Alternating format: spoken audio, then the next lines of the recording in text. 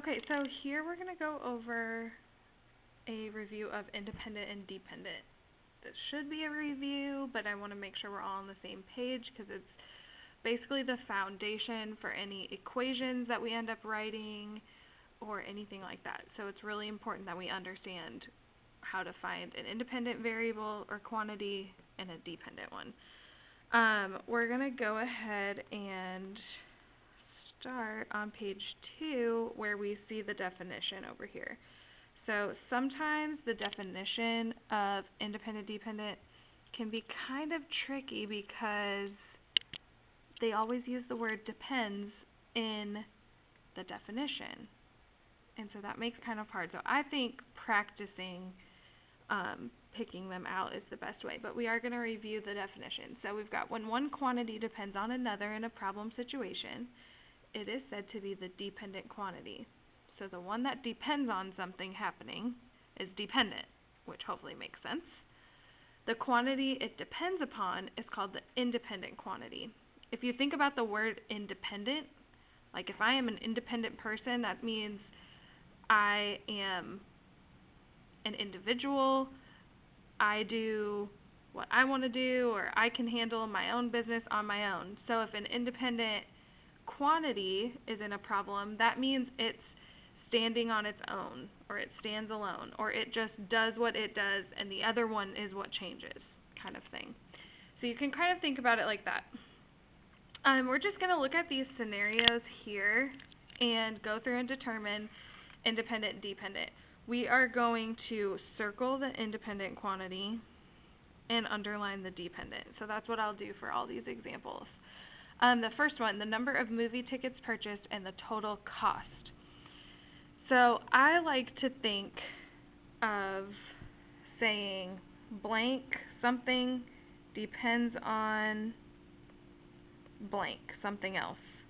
So in this problem, I would say that the total cost depends on the number of movie tickets purchased, which makes total cost the thing I say first. This is the dependent, and this is where the independent would go. So total cost would be my dependent, so I'm going to underline that, and then number of movie tickets purchased, I would circle that, because that would be my independent quantity. It just happens. I go to the movies and I buy 12 tickets. I go to the movies and I buy 3. That just happens. The thing that changes or is affected is the cost, so that's why it's the dependent. Okay, for our second one, we have the number of eggs used and the number of cakes baked. So I want to think about if I bake 20 cakes, I'm going to use way more eggs. That's going to determine how many eggs I use. If I only bake 2 cakes, that's going to be way less eggs. So my number of cakes is determining how many eggs I use. So that means that since the number of cakes is just what's happening, that's the first thing I decide, that would be my independent quantity, number of cakes baked. The number of eggs used depends on how many cakes I decide to bake. Okay, good. The next one, the number of students in attendance at school and the number of lunches served. So if I have a bunch of students, I'm going to serve more lunches. If I have less students, I'll serve less lunches. So the number of students is determining how many lunches we serve. So that means that the number of lunches depends on how many students are at school. The next one, the number of hours driven and the number of miles to a vacation destination. Now I'm going to tell you, if we thought about this too hard, we would convince ourselves it could go either way. But I'm going to tell you how we're going to answer it. For this one, think about if I chose to drive to Dallas, that's way less miles than if I chose to drive to Illinois. It's a lot more miles. Whoa. So if I choose to drive to Dallas, that's less hours. It's determining how long it takes me, or how many hours it takes me to get there. Versus if I choose to drive somewhere super far, that's going to determine that I drive way more hours. So my number of hours driven depends on the number of miles to a destination. So remember, that would make that the independent and the dependent. The last one, the number of minutes a swimming pool is filled with water and the number of gallons of water in the swimming pool. So for this one, I want to think about the longer I'm filling up the pool, the more gallons I have. That should make sense. So longer I'm filling it up, the number of minutes is going to determine how many gallons there are. So if I want to use my little model over here, I'm going to say that the gallons depend on how many minutes we've been filling up the pool. Down here on number 2, we're going to describe a couple other ways that we can think about independent-dependent to help you through that process. So like how you heard me talking through that in my brain but out loud, that's what y'all can do while you're doing your own practice. For independent, we want to think about something that stands alone. So we talked about that definition of the word independent, something that stands alone. So that means like the number of movie tickets I buy, if I use that example, that thing stands alone. Like I could buy 3, great. I could buy 12, great. The thing that changes or is affected would be the dependent. So it's affected by the other quantity, or the independent. I don't know if that's supposed to be A or E. Don't at me, English teachers. For another thing for independent to think about is it's something that you control or that you choose. So I choose how long I fill up the swimming pool for. And the result, or the thing that's affected by how long I do that for, is dependent.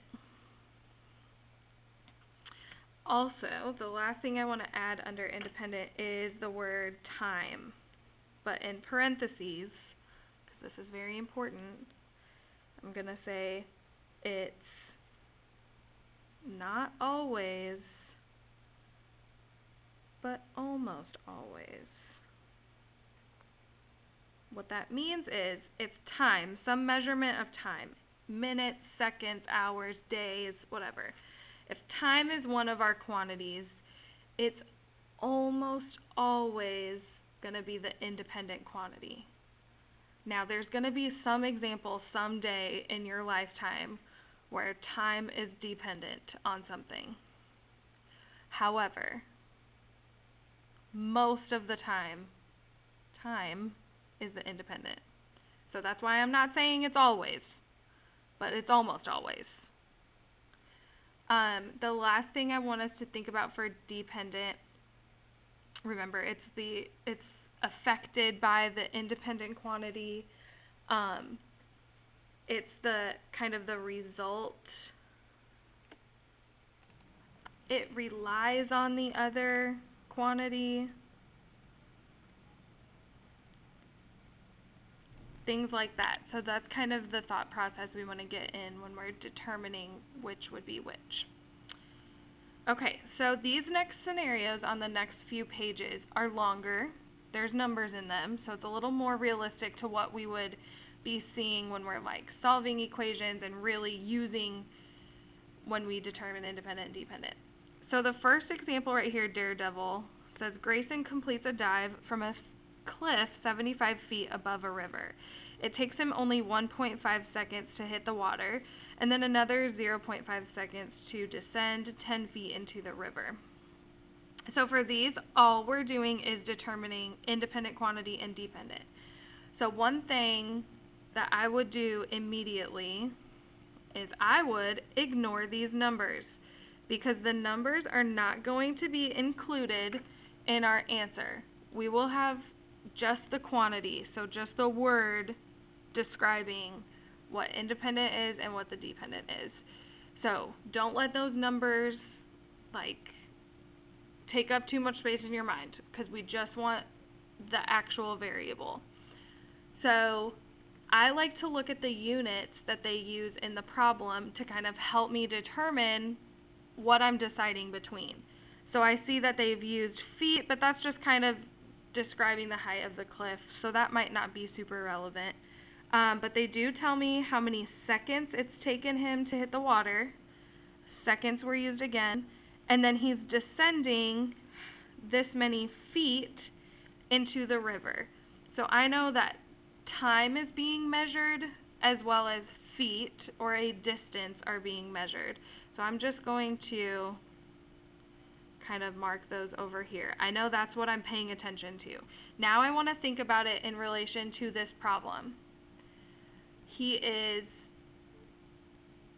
going to take a dive that takes 1.5 seconds to hit the water.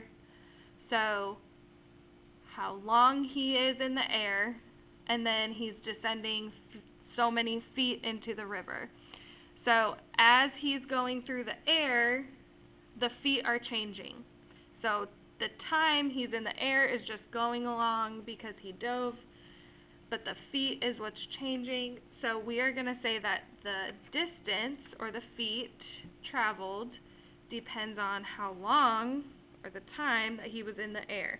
So time is going to be our independent quantity, and that's measured in seconds. And then distance, the distance he dove, is measured in feet. So remember, his distance depends on time. So this is the dependent quantity. The second one, something's fishy.